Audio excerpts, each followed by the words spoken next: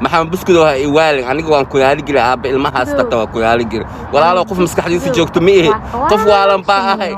biyaha igu jiidin laamiyaasha inaan ku waashto madaba waa i waash maxamed buskud ha isii waalin dacwo baan ka ahaa isii waalin walaalo dadka hawaalin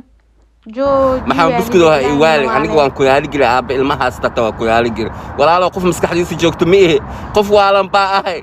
biyaha igu jiidin laamiyaasha inaan ku waashto madaba waa i waash maxamed buskud ha isii waalin dacwo baan ka ahaa isii waalin walaalo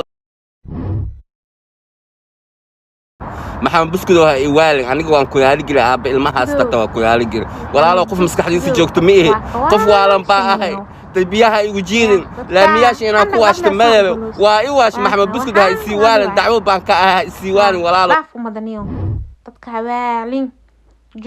maxamed buskudoo ha iwaalin aniga waan ku yaali jiray aabba ilmahaas tata waa ku yaali jiray walaalo qof maskaxdiisa